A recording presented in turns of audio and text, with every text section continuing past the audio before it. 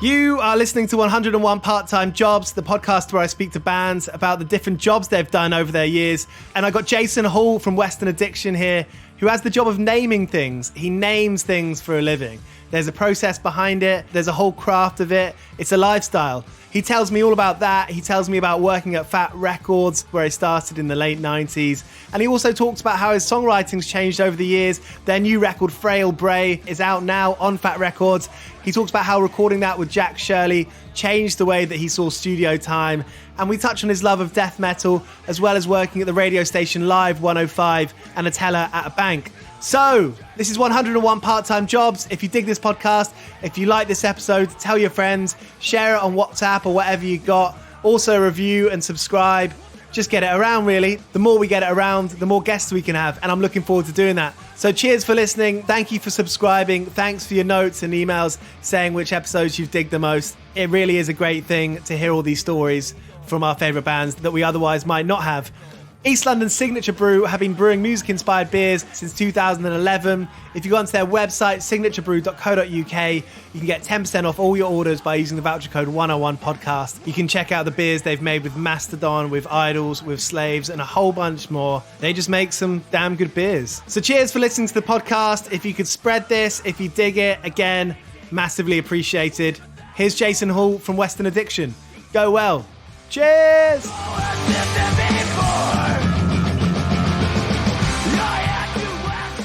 Good morning. It's 8 o'clock where you are. Good morning. Where are you at? I've just been looking at the different time zones in America, and I wonder, somewhere like, I don't know, Louisville or Denver, for example. Denver's a little bit more west into Mountain Time than Central Time, but there must be some towns right on the border, right? Yeah, I always wonder how that works. Like if you can step over the line and not be late for something or not. I don't know. Well, my partner's sister used to work on one of those borders, and I think they, even though they were their technical correct time, they would just go by the one that everyone else was using, which wasn't officially the time, right? But yeah. There we go. Thanks so much for joining me to talk with me about this. Being a fan for so long. Oh. Nice. And I didn't know that you name things for a living. I do. I have a strange job. So that's all I know, is that you name things.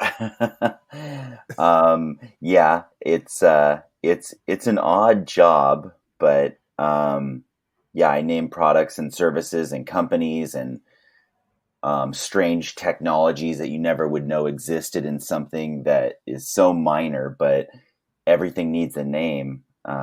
It seems, even if it's not a brand name, it's just some kind of describing words to, tell somebody what it is. So yeah. What was the last thing that you named? The last thing that I named that came out in public, well, I name things every single day. A lot of them don't make it to the public just because of, politics within companies. But the last major thing that I named, you're going to laugh, is for this big video service that launched in the United States, I think around the time of the Super Bowl, so February. It's called Quibi. You might have seen the commercials. I don't think it's got here yet. I don't think it's got to Britain yet. Maybe not. I think so. What it is, it's a short form video service, but and I know you're probably thinking like, well, that's YouTube. Why do we need this? But the quality of it is this insane, like movie-like quality. And it was started by Jeffrey Katzenberg. He's a famous, Hollywood producer, and Meg Whitman, who was the governor of ran to be the governor of California. She ran eBay for a while. She ran HP for a while, and they launched this service. And I didn't know how big it was. I mean, I've named lots of things, in the past that made it to the public.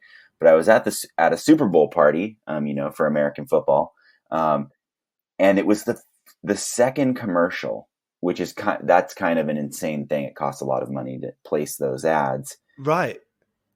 And people at the party were like, "What the hell's a Quibi?" And I was like, "Well, I can tell you actually." And then when we were watching the Oscars, the Academy Awards, it was the first commercial. And then I was thinking, okay, this is kind of a huge thing. That's probably one of the biggest things as of late.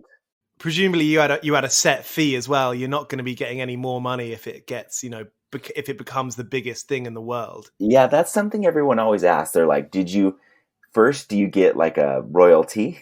And second, do you get the product? And neither are true. You almost don't even get it. Sometimes I'm just like, could you just please send us the thing so I can feel it, look at it, touch it? But I don't know. I mean, you know how people are busy and you're like a blip on their radar, although the name of something is what's going to last for, 30, 40, 100 years, but people give it like almost no mind. So what's the process of that then? I mean, do you have an agent? I work for a big branding agency, so I'm not a freelancer. I work on a global naming team, and I'm the creative lead of naming.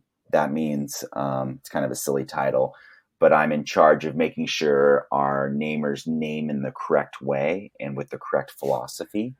And so the process of it. Do you mean like the specific steps you take when you're doing a project?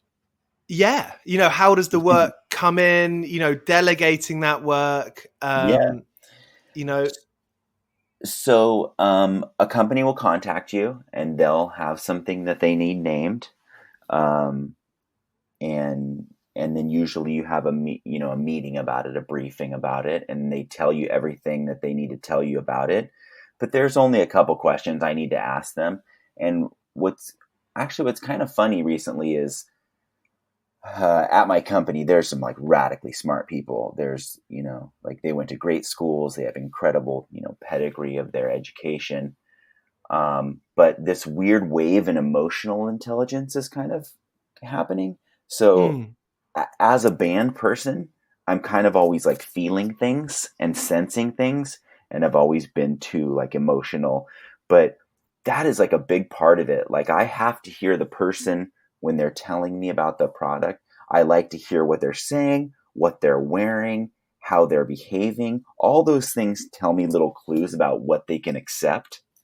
Because one of the hardest parts of being a namer is guessing what somebody's cool, what somebody thinks is cool. So I always liken it to if someone came to you and said, "Hey, write a good song for me," and you're like, "Oh my gosh, what is a good song to this person?" Does that mean, Yesterday, or does that mean like a song by Bieber? You know what I mean? Like, how am I supposed to guess what you think is awesome? Their language. Yeah. So I have to kind of feel the people. And so luckily, it's weird how skills kind of work out. Like I never thought. I used to work in the music industry at our record label. I was doing all these things, and I'm kind of an organized person, but also a little bit spacey and a little bit dreamy. So it's weird how these jobs like find you a little bit. But back to the process, they tell you about it. And then you go away and you make thousands and thousands and thousands of names. And we do it in a certain way to where it's actually my job to make sure our namers don't think like normal people. Like I have to break their thinking patterns. And I do it for songwriting too. It's actually very helpful in songwriting. It's a science then. It's a nuance, between the lines reading psychology. Kind of. I mean, most of the problems that we have are people problems. They're never like creative problems. But I approach it the same way that I approach songwriting as well, where it is a science. There's like, you know how there's songwriters who can just pick up a guitar and like play something and that's the song. You know what I mean? Like, but I take a much like more difficult route and it involves rigor and there's all these drills I go through and it's ways to land on a name. So with Quibi, for example, I mean, I have like 60 to 100 different ways that I name things. And there are all these drills and I just go down through them. And I've made this list over the years. A lot of people don't do that. They just go to the thesaurus and they just start going. But I don't do that. I go to the furthest area possible you could go to. And that would mean like, if I was going to name something for Quibi, I would not look up video services. I would not look up, photography terms. I would look up like mushrooms or types of coyotes or, civil wars throughout history. And then what happens is there's all this language and you port it onto the thing that you're naming, and then you have a new idea. So I do approach it in this like really rudimentary. The hardest part about it is you have to be able to sit in your seat and do it. And a lot of people can't do that. And I used to be really strange about giving away my methods, but my methods don't mean anything. It's being able to do it. So for Quibi, I'll do 100 different ways to name something. One of the very simple ways to name something is, so Quibi was all about these quick bites of information, or these quick binging, like looking at video really quickly. And so you take the first two letters of, quick, and the first two letters of binge or bite, and you get Quibi. And that sounds like I'm a total bonehead, but it's just like one of the things you have to do. And it's not even like the kind of name I really like, but the client wanted this style of name. And I have to, it's like a restaurant. They can tweak it a little bit, their order. But it's just one of the ways. But, and I do this with songwriting, and I believe it with songwriting as well, because somebody like David Bowie wrote 40 songs for Black Star, right? He didn't stop at the first 7 songs and put them out. He wrote 40. He's the smartest, coolest, most creative person in, the galaxy. And he only put 7 of those songs on his record. So you have to kind of make all this stuff, and you make all this garbage, and then there's a couple diamonds in the garbage. When you're talking to people, when you say you tell them about Quibi as an example, you use the quick and then you use the binge. It's so funny because so many people's jobs, and growing up, it was very much like a dad culture. Nobody's dad would really tell you exactly what they did because it was so boring. Yes. So I'm boring people.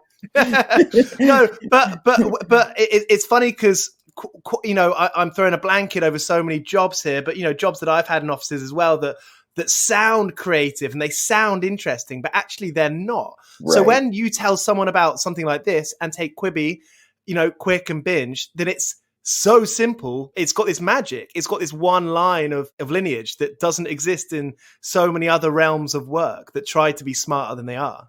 Yeah, there are boring times. I mean, don't get me wrong, when I have to name like a checking account, that's not cool. But you try to make it interesting by looking at all these things.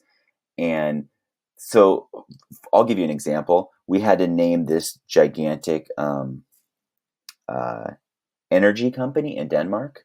And I had to name, it's really hard to name within other languages because you're trying to guess the nuances of their language, and it's almost impossible. So I'm looking up all this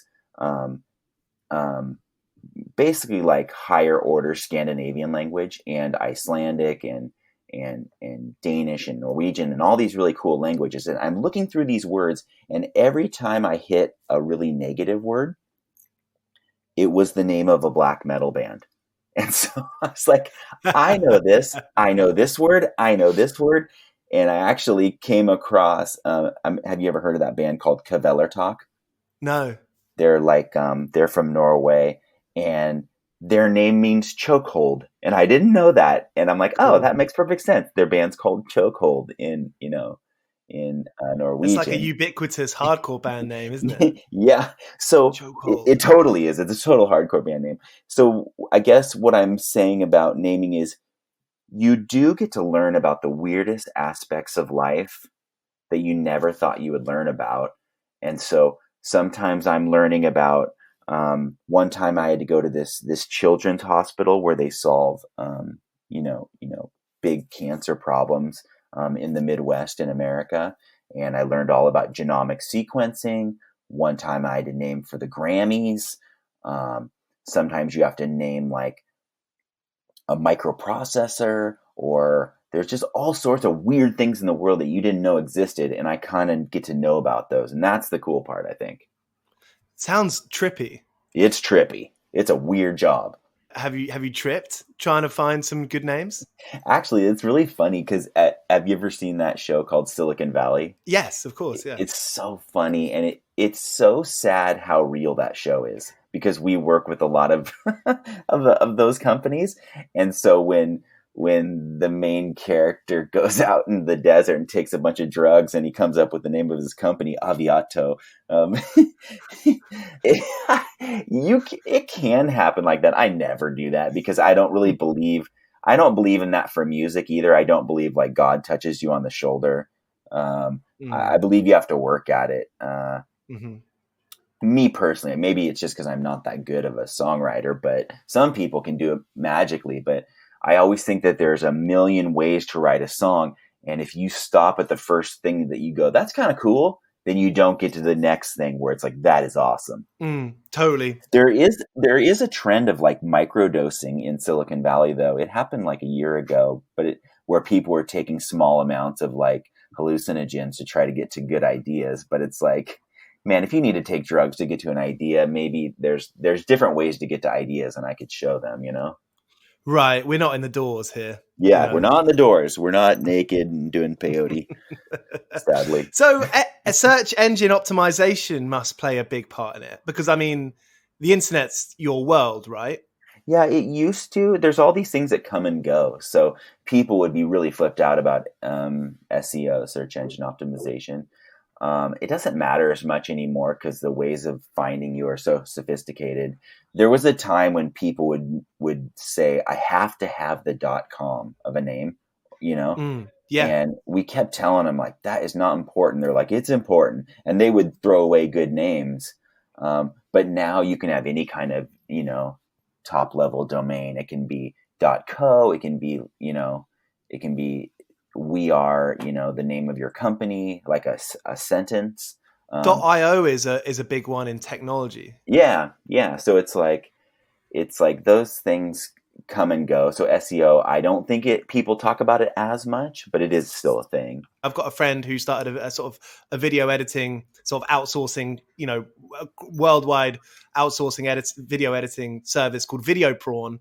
And I was like, that sounds crazy. Why prawn? You know, it's kind of gross, actually. It smells like fish when I hear it. Yeah, but it sticks in the mind. Right. And I forget exactly his answer, but I think it was something to do about that, the sensation of a prawn. You know, it's kind of, you can smell it, you can touch it, you can see its kind of texture. Yeah, that is something we go for. I go for in names.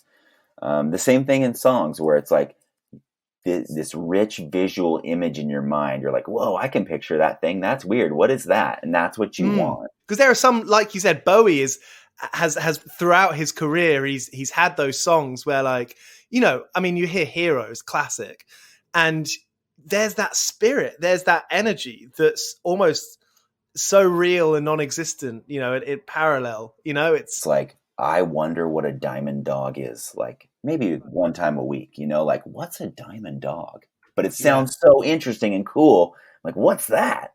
Yeah. I even put it in the lyrics of one of our songs on our new record. In terms of companies spending a lot of money on these sorts of things, can you see that trend going higher and higher? Yeah, you'd fall out of your chair if you knew how much money they spent on one single little name. And sometimes I'm like, man, you're spending upwards of, $100,000 for a name. Why can't you do it? But then I think, like, it's not their job to be able to think of these things. I shouldn't tell them about banking or, how to put the internet together. So why would they tell me about naming, So I do see the value. And it seems really expensive, but if you're thinking about, like, if I name something for Google or for X, think of the value of that brand over the next, 40, 80 years. It's millions and millions and millions and millions of dollars. Right. But I'm only, charging you this much. And so people do freak out about the cost, but I'm like, think of what it is, it's going to last forever. You mentioned the things that have informed your songwriting. I mean, Frail Bray is the name of your record that just came out in May. And that's a real specific name. That has like a big hot water music vibe to me. It has this kind of intelligence. I don't know, this kind of dark intelligence to me.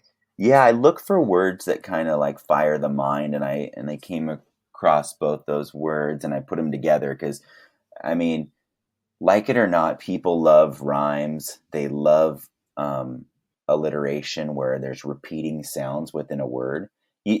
People might not know all the names of the things, but it's like that's where Frail Bray sounds good together because you have those two little word parts saying that same vowel the same way. Yeah. It's got a vulnerability to it as well, frail, obviously. Yeah, it does. That's another thing with like creative tension with words. But I do look for words that are actually where the universe is not so good about telling me what's a good song. It is good about telling me that's a word. So actually, I'll give you a perfect example. I was laying in bed on Monday night, last night or the night before, and we were watching that movie Uncle Buck. Have you ever seen that movie? Yeah, it's with John Candy. It's so funny. R.I.P. And when John Candy was talking to the principal was describing his niece as being, kind of a dreamer and not paying attention in school, and he called his niece a silly heart. And I was like, that's an interesting word, silly heart. I don't know that word. And so I kind of just hear these things, and then I pull them out. I write them in my phone like right away. No matter what I'm doing, I write it down, and then I hold all this stuff. And then when I think of a theme of a song, I place this new word onto that theme, and then bam, you got something new. Right. It's that extra dimension, isn't it? It's like putting a wall on it. Yeah, it's like in our last record is called Tremulous, and we have a song called Honey Creeper. And I had this idea for this song about this creepy guy, and then I came across all these bird names, and there's this one bird called a honey creeper. I'm like, that is kind of cool and gross. And I thought, ooh, that'd be perfect, for this creepy guy. Yeah, I don't know, it just fit like in a weird way. So you kind of like you feel the dimensions, and you're right. I do have kind of like, I mean, you wouldn't look at me and think I'm like some evil dark person, but I do like weird dark stuff. I love black metal. I love death metal. I love monster movies, but I'm just packaged in, kind of a square looking person. So I don't really have any, no one would ever know. I think just when he said silly heart, I remembered when my friend said fuckhead. He called someone a fuckhead. Yeah. And I was like, that is such a right on. I'm going to use that. I'm like, that's perfect. Right. There's words that just kind of pop out, and I try not to be overly intellectual, and I know we get accused of that a lot. They're like, this person's just trying to pretend like he's smart. And I don't think I'm a smart person. I just like how these things sound really interesting to me. And my favorite songwriters, whether it's like Greg Graffin or Morrissey or David Bowie, like they have all these cool words. I'm like, what is that cool word? And I don't see Greg Graffin as being like, I'm smarter than everyone else. I'm like, he knows some things I don't. And I'm interested in him and his band. That makes me think of like, for me, it's Dylan and Simon and Garfunkel both have this quality throughout their catalog where the language they use and the lyrics will be circling around a topic, and it'll hyper focus you into that situation, that topic, without necessarily saying what that situation is. Yeah. And I think that's the magic too. And I'm trying to be better about that, to be less cryptic, but more using regular language, but not overt. Because when you're too overt, it's just like, I think there's some people that really do a magic job of, like you said, Paul Simon's one of my favorite songwriters of all time. But there's people like Tom Petty and Elvis Costello, like they don't say the exact obvious, but I know what they're talking about. You know exactly what they're talking about. Yeah. It's funny, isn't it? And they don't have to use big words or like esoteric nature or knowledge to do that. That's what makes it genius. Yeah, and I'm trying to get there. I'm not there yet. Like I see the kids singing in the audience when we're playing, and they don't know what the hell I'm saying. And that's fine because I put all these crazy words together. So on this record, I try to calm down a little bit and have things be a little bit more approachable. And as a lyricist, more than a decade on from, when Western Addiction's first records were coming out, how has your approach to it changed? Well, I feel like I mean, I don't want to talk about whether I'm a good songwriter or not, but I kind of learned the parts in the process now. But so when we did our first record, Cognicide, I didn't know how to write a song at all. I played a little guitar. I had to be the singer because no one else would. And I just rammed a bunch of parts together and I barked over those parts. And so then when we got to, we did a couple EPs in between, but we get to Tremulous. So I almost have everything together in terms of like song structure but melody, vocal melody, which I think is the secret to music, I didn't have 100% of the way. Maybe I was at like 83%. But then we worked with Joey Cape from Lagwagon, and he's a really good singer, and he's like, he kind of taught me like, try it this way, try it that way, try it this way. And we didn't change that much. So what I'm getting at is for Frail Bray, our new record, I had everything done. I had all the music, all the melodies. I even ran the melodies on every song in like 3 to 5 different ways to make sure I had the one I liked the most. And I eliminated the bad ones before you get in the studio. And then if your producer was like, try it this way, it's just like 1 or 2 times they tell you that. And our producer was really good. His name is Jack Shirley. He has a studio called Atomic Garden in Oakland. He's awesome. Some great records are made there. Oh gosh, he said this is the first time I really enjoyed being in the studio because I generally do not like going into the studio. Really? Yeah, some people even love after all these years. Well, I'll say that working with Jack changed that, and also with age comes like music's a gift, right? And so don't mess around. This is a good time with you and your friends, and you're lucky and you're on a record label, and like just stop complaining. Just try and make a good record and kind of try to like step out of your body and enjoy the process a little bit. And so I was a little bit more cognizant this time. Great. And I mean, when you got the result back, did you feel that? Did you feel that comfortability in what you'd done, come out in the finished article? Absolutely. It was a little like hairy in the beginning because first of all, talking to Jack on the phone, I was like, he wanted us to go away we've never went, which is record live.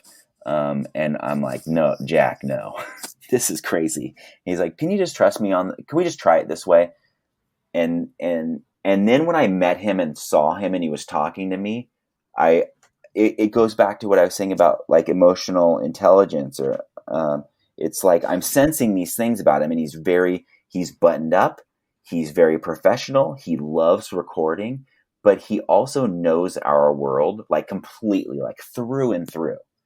And so it's kind of cool to find, I'm not sure if you have this problem, but being a grown man and being deeply into rock and roll and being kind of a weirdo, it's hard to find man friends. Does that make sense to you?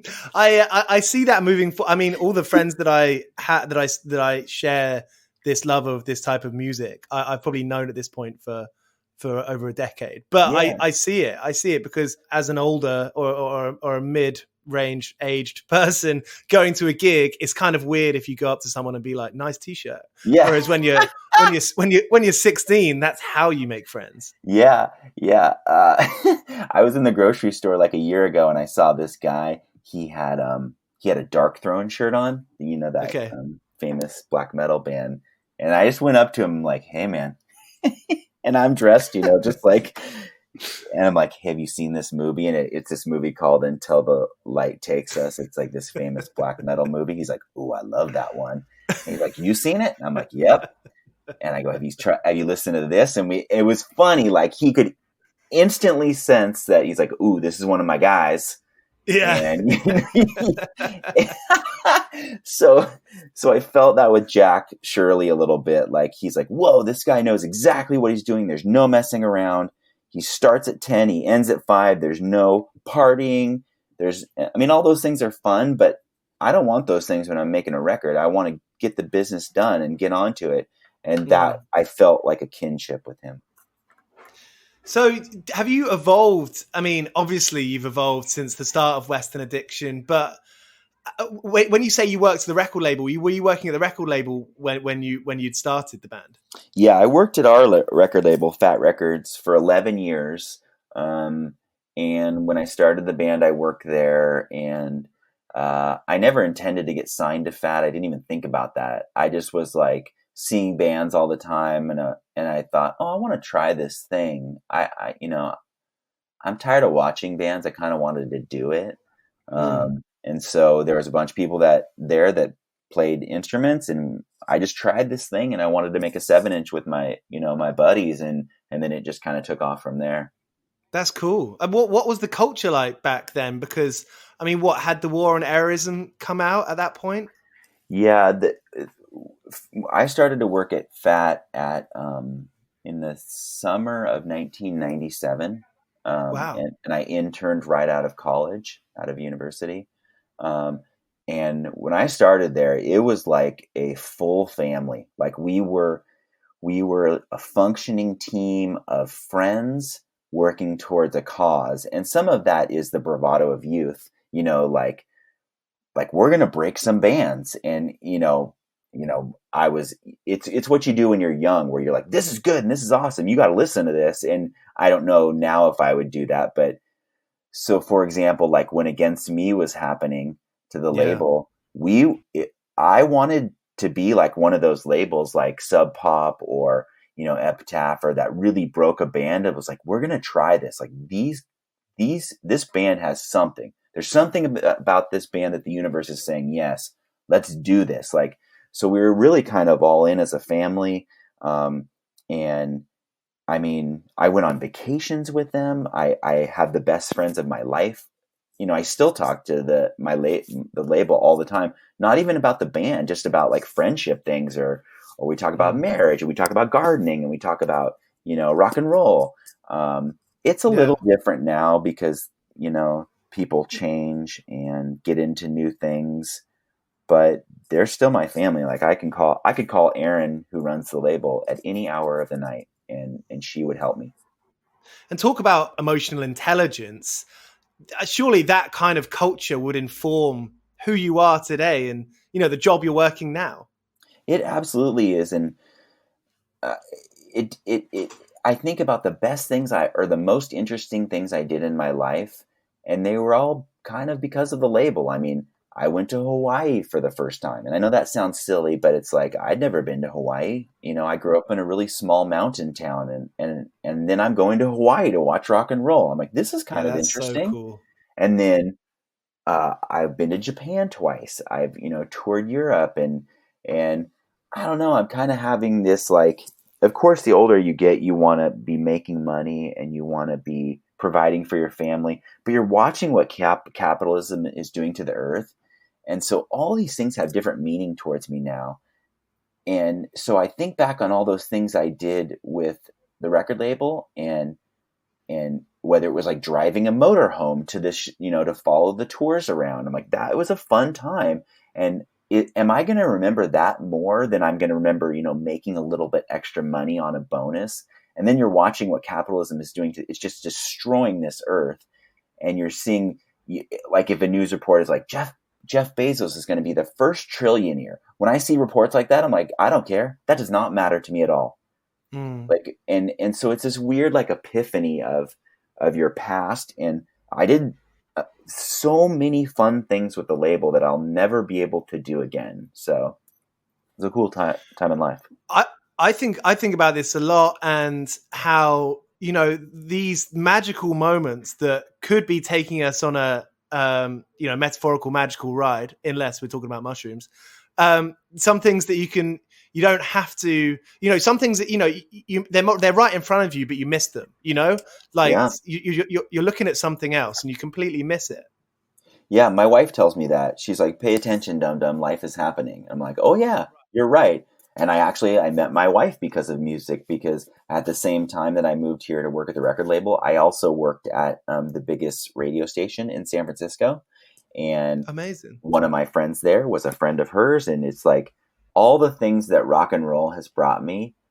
You can never expect it, but but the only thing you can expect from rock and roll is the good feeling that it gives you. Like I expect Mm. that. I don't expect money. I don't expect fame or any of those things, but it has given me these good feelings and these good experiences. And the best things in life I have are because of music.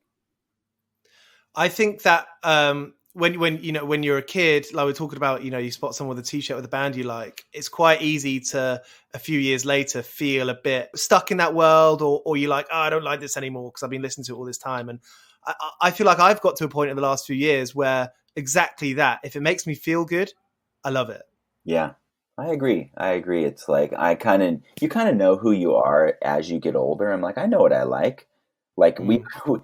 we've since we're under quarantine and we can't go anywhere, we can go to the beach. And so I don't. I'm not a beach person, but my family's trying to make me like the beach, and so I'm like, okay. I'm like a goth at the beach almost, I'm like, I don't like sand. And so I'm sitting there on the beach and I'm in my chair and I'm in these weird clothes. And then I was just like listening to all these MP3s MP3 songs from, I was listening to this new death metal song and I'm on this beautiful beach. I'm like, this is pretty good. Like, this is what I like. I'm out with my family and I'm listening to just the grossest music of all time, but no one can tell. Right. And so it's like you find what you like and then you go with that. What were you doing at the radio station? Well, I was on the promotions team. They called it street team. It's like when you go to a concert and there's kids passing out stickers. And Yeah. so you would just go and work in their little booth and hand out stickers and talk about the radio station. And I mean, it was fun and wild, and it was also scary too because I'd never lived in a city, so now I'm like driving this van in San Francisco, and San Francisco is so hard to drive in, and there's like weirdos trying to get in the van, and you're at What? big rock shows, yeah. But I saw so many amazing bands that again I would never see because I worked there. The first show I've ever worked at was there's this place in San Francisco called Union Square. It's like this big, downtown area, just thousands and thousands of people. And it was for Sugar Ray. Do you remember that band? Yeah, I do. Yeah. And that dude was just dancing around with his shirt off and his like visor sideways, and people were going nuts. And I was like, this is crazy. So I saw them. I saw actually Charlatans UK played at this like weird outdoor waterfall thing there. I'm like, this is kind of weird. Cool, right? And it's like, yeah. I just saw a million bands and I would never even see them because of this. Because I would only go to punk and rock shows. But and so I just handed out stickers for a long time, and then you get promoted, and they even offered me a slot to be a DJ later in life, but I was too busy. But yeah, it was pretty cool. I have good friends from doing that as well. Was that work before or after working at Fat Wreck? It was at the exact same time. So I had 2 internships, one at Live 105, one at Fat Records, and I also worked at a bank for a real job. Wow. for money, Wow. like as a teller, because like a bank teller. Because when I was in my hometown, there was like one of the only jobs you could get that wasn't like painting houses or something, which I also did, or working in a restaurant, which I also did.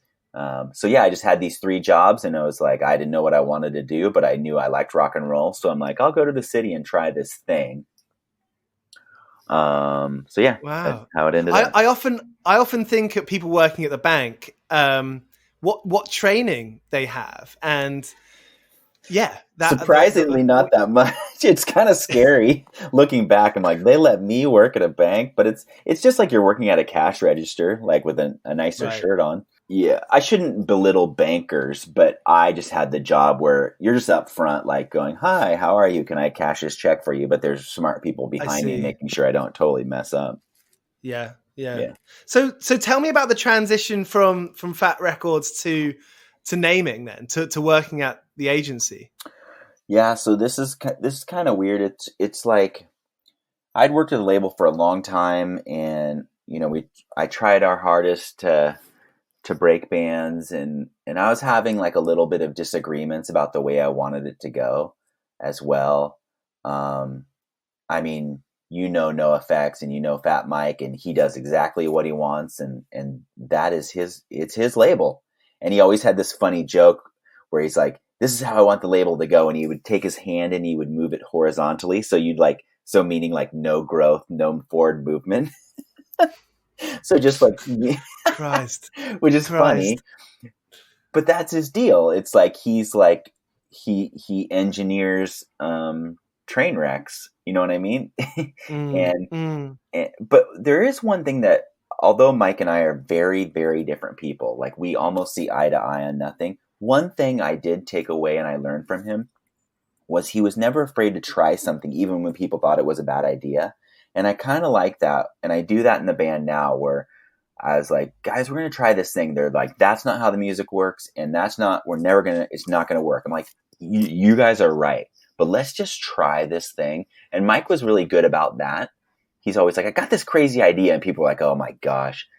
But he's like, just see it through. You know what I mean? And so I like that bravado of doing it, but getting back to it. So like, I believed in music, like I lived music, and I really wanted to break these bands.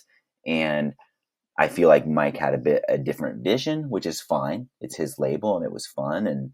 And so I thought after a while, I was like, you know what? I want to have a professional job. And that sounds so crazy being an adult, it's like, why would you go away? But it was like, you know what? I want to dress up in like professional clothes. I want to be around people that really want to try hard and make something. It was kind of like naive thinking.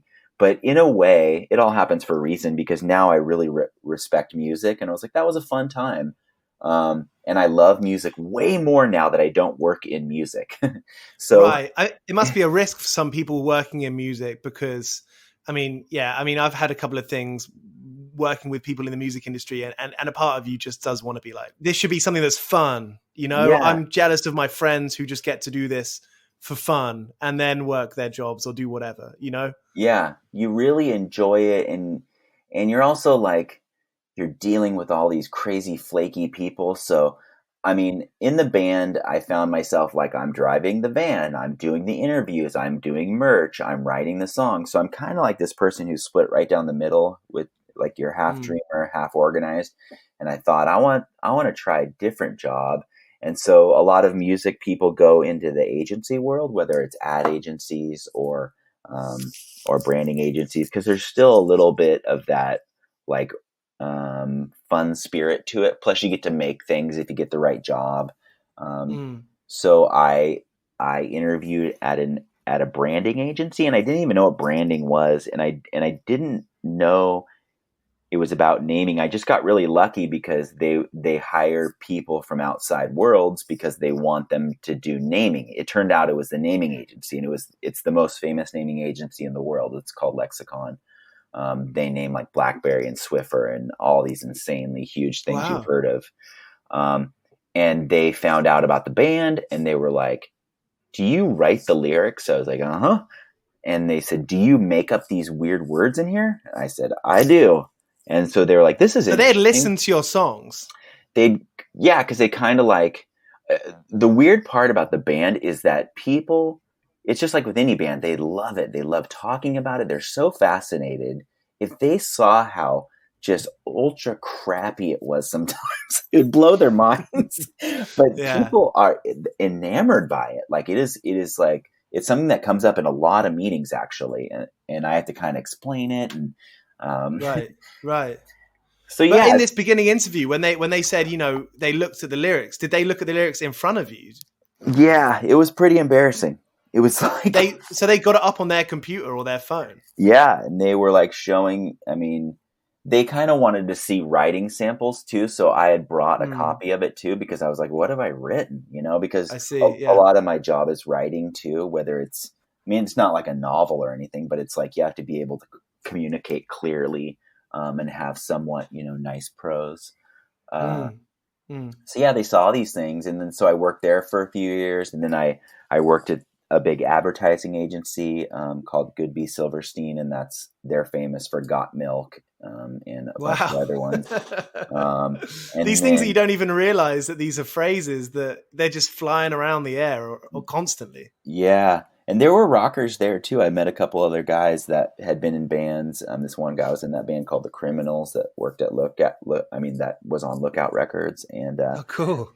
And then I transferred to this other branding agency because I worked with this friend from, previous life. But and now I'm here at this agency now. It's called Siegel and Gale, and the person it's named after, the founder, he developed the NBA logo, and Wow. he does all this thinking around simplicity, and it's actually really helpful in music too. It's like everything has to be as simple as possible, and we do that with our songs where we cut all the bloat out of them because it's like, why am I testing the listener's patience? Just give them exactly what they want and get out. And I feel like with songwriting, I think it happens with a lot of young first bands where you're doing things because you think it should be there because you think everyone else does it. Yeah, and you're like, I mean, there's all sorts of like, there's some good things that happen because you're young. You take all these chances, but when you're older, you're like, why is there, a minute 20-second intro on this song? And the guys in the band are like, get rid of this. And I'm like, you're right, get rid of it. And so it's like, bam, right into the song. Like we have a new song on our record called Lurchers. And I've never done a song where it's just like, bam, it starts.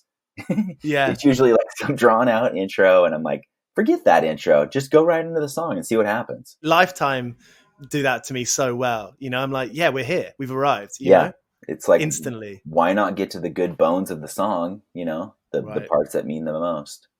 How have you found releasing a record? I mean, in May, like right now with everything. It was a bad idea. We didn't have any choice. We kind of tried to hold it back, but once it's in the system, you have to pay money to get it out of the system. And so it was just like when you turn your record in something like 4 months before, and this was, February or March, and it's like it's locked in, and we're not a big enough band to hold it back. I'll say there's positives and there's negatives. The negatives, all those. All our shows are canceled. We're going to play with Bad Religion. We're going to play with Propaganda. We're going to tour all these big festivals in Europe. Those are all gone, except for maybe next year.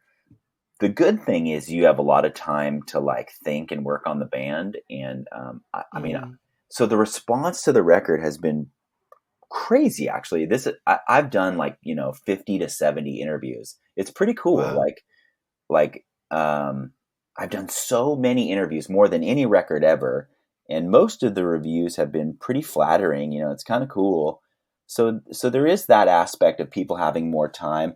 But I mean, I know different countries go through different waves of what's happening. But right now in America, it's still bad. So it's like there was this like lull, and then now there's this super lull, and now people are just like, what are we going to do? Like our leadership is just completely blowing it, and we're going to be stuck in this thing for months and months and months. And so I think people are so frustrated that you notice a lot of music doesn't come out right now, and people are holding their records, because I listen to a lot of music, like a lot, because of my job. I'm able to hear it every day. And so there's just like this mega lull, and like somebody will put something out once in a while, but it's just not grabbing. The other side of like watching our leaders make awful decisions is you do turn your back on them, and you take stock of yourself. And for people who love music, you're opening your ears, and I wonder, I mean, that must have been a good thing for Western Addiction, for you, for Frail Bray, because it is like, oh, cool, I've got time now. I'm taking stock of my life. Maybe I'm in a situation in life that I want to change. And then you have these soundtracks to go with that, which, I mean, the records that mean the most to me is when, you're going through a unprecedented time. And I wonder if Frail Bray is going to be the soundtrack for a lot of people. Yeah, it's weird. It's like on the last two records, people ask me if I wrote them because of the current climate. I'm like, no, man, it just lined up that way. It just happened. So it bizarrely fits. And you're right. You do things that you normally wouldn't do. I've done all these interviews. Yesterday, this other podcast came out, and we never get on gear podcasts like about guitars. And I was on this podcast called Everyone Loves Guitar. It's a really good podcast, actually. And the host is really good. His name's Craig. You should definitely check it out. But it's not from our world. And so I'd emailed all these. I mean, our publicist, Vanessa, she gets us a ton of stuff. She's so awesome. But sometimes I'm just like, can I email this person to try to get on this gear podcast? She's like, give it a shot. And his audience is like, you know how there's several different kinds of guitar men? There's like the Joe Bonamassa guys. There's the Steve Vai guys. There's the rock and roll guys. There's the punk guys. And so he doesn't interview many people like me. So it was really awesome to hear his show and be on it. And the show before it was like the guitarist from Grand Funk Railroad or something like that. So it's just like so weird. Yeah. So it's like that's happening. And I'm getting in these new weird worlds, which I really like doing. A lot of bands probably wouldn't, but I'm down. Like I love doing interviews. Good to hear. Yeah, seriously, it's like I'm also a dad, and then when somebody can, take time to ask you questions and you get to talk about yourself, I'm like, yeah, man, I'm in. This sounds awesome. Like, because I'm usually, whatever. Awesome. But I also had like a weird like health scare before this record too. So like I collapsed while I was jogging. So I'm trying to figure all that out. And so sorry to hear. Yeah, thanks. Thank you. And it was super scary because I thought I had like a stroke or something, but I think they think it's these migraines, or I'm doing chiropractic work now, which is totally boring and I shouldn't talk about. But I will say it's given me time to like rest and think and like. When I'm talking to you right now, I'm sitting up with good posture like a normal human. Yeah. Well, I just got a new desk for my laptop. Yeah. So I'm looking at eye level, rather than hunching over. Yeah. I made fun of the people at my work for having those weird robot desks. Yeah. And now they are just blasting me because now I have to get a robot desk. I'm like, screw you guys and screw these robot desks. But it all relates to music too, because I was really worried, like, what if I collapse on stage, because I run around like a complete jackass, and I'm running into people and getting on people's shoulders, and I was really scared that can I even do this, You'd freak someone out in the front row. I do. All the people look so scared. I feel bad too, because my goal isn't to scare them. It's just I like shows to be like just wild enough. Or just wild enough where you're like, oh boy, what's that? I don't like this, Yeah. I love it when you're in that box and you're like, this would not happen in any other room in the next, any kind of 5 mile radius of this. This is something special. That's really fun when you get that feeling. Yeah, and now that I just sing and I don't have to play guitar anymore, it's my job to make it exciting. Like when you have some guy up there or a woman, they're like, get up, what's your problem? Like, that is not the audience's problem. That's your problem. Like you get them up, you go wild, do something cool. Like, it's not their job to be interested in you just because you're standing there. That's your kind of concept, is that if you go wild enough, then it will kind of transmit. Yeah, the good analog is, when you're at a show and there's someone next to you in the crowd and they're just like dancing and you're like, oh, this person is the worst. Like, I got to get away from this person. When you're on stage, that person is the best. I love that person. Like the total weirdo, because they're having a good time and they're starting things up. But it's like, why do you want to see me stand there and look disappointed and practice, and noodle and play songs you don't want to hear? It's like it's my job to, be an ass and try to make things happen. You're not Smashing Pumpkins, Yeah. Yeah. It's like, I don't understand why these bands, they're playing like their deep cuts or they're taking these long jams. I'm like, that's for band practice. Like, don't do that here. Like, play the hits, man. A funny example was, we went to this thing called the Bridge School Benefit. It's like this thing Neil Young's wife puts on, and Metallica was playing, and my little daughter, she'd heard Seek and Destroy a million times, so she was pretty excited, and Metallica's playing all these deep hits, and then she just starts crying, and she looked at me, she goes, what are they doing? And and she was right. She's like, what are these songs? Like, where is Seek and Destroy? And I was like, you know what, buddy? You are right. You're right. Excellent. They're playing all these weird covers and they're just not doing it right. Like, think about just be a fan. I want to hear Seek and Destroy. I want to hear Enter Sandman. I might not when I'm at home, but here I do. Yeah. I mean, is that something that you do with your set lists as well? You know the ones that people want to hear, and you're going to play them. Is that your vibe? Absolutely. And I know we don't have any hits or anything, but that's another thing Fat Mike taught me. He goes, you want to know people like the song? Look at the audience. Are they moving? Are they going? Then you play that song. If they're not, you do not play that song. And we do that in the band. Actually, the first time we played Frail Bray, the title track of the new record, we were playing this art show. It was a weird show, and we'd never played it before, and there was a drag queen right in the front row, because it was all these cool arty people, and this person was dressed up. And when we hit that riff in the end, this person started dancing like crazy, and I was like, "Woo, okay, this is something." And I watch for those moments, and anything that's not with those moments, we get rid of them. And luckily, all the guys in the band are on the same page. They're like, forget bloat. Like, we're going to play for 31 minutes. We're going to go as hard as you can. I'm going to try to have a stroke on stage, and we're going to leave. You know what I mean? I'm a big fan of that. Bar the stroke thing. Yes. You know? It's like, why put people through your slow song or something you want to experiment with? Like, do that in band practice. Yeah. Jason, thank you so much for coming on. This is great.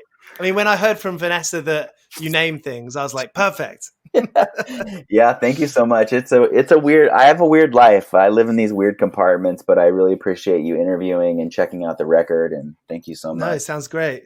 I mean, like, just finally, how have you found juggling the work life with the band? Because, you know, one can only presume that your responsibility is more over recent years. Yeah, and with the band, actually, you know. I'm a strange person. I do the band in a strange way. So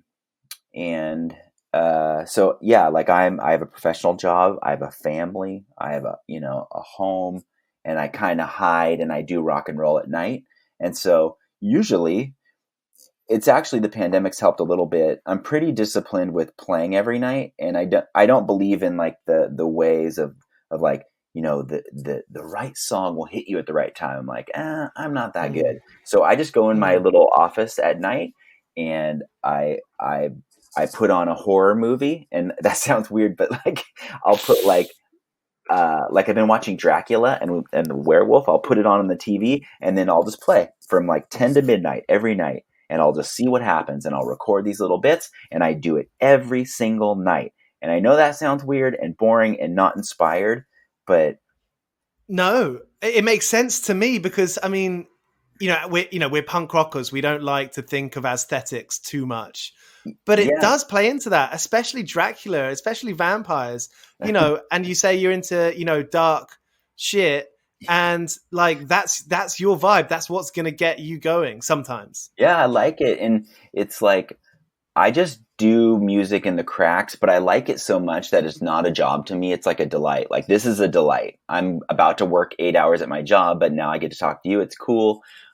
So it's like, I tuck my kid in at night, and then I either come here, or I go off to a show by myself when you could go to shows, and, you know, and then I come back and I be regular, normal dad, professional person. And I just keep rock and roll in the shadows, you know? Awesome. Yeah. I mean, maybe that's where it should be. You know, maybe that's why we love it, because, I mean, you know, the traditional, you know, rock and roll thing is that it shouldn't have been done. You know, it shouldn't be here. It shouldn't be accepted. Yeah, it's dirty, man. It is. When I'm out there, it's dirty, and I just look at like my hands and my nails and my body, and I'm like, damn, I am all dirty. But I've learned, it's kind of made me learn to like being dirty and smelly, and that's okay. Those things are all okay. And it's like a nice contrast if I'm in some school, you know, conference, and then I'm sleeping on somebody's floor in like Philadelphia. It makes you a human, and it's very humbling. Awesome. That's inspiring. Thank you so much, Jason. Thank you. I appreciate it. Thank you so much for checking out the record, and it was good chatting with you. So that was Jason Hall from Western Addiction. Thank you so much for listening to 101 Part-Time Jobs. As always, if you like it, if you dig it, please share it with your friends. Cheers. Here's Sparrer. I've been working all day for me mate on the side, running around like a blue-ass fly. I've been working all day for me mate. Every bleeding minute I've been on the go, up and down the ladder like a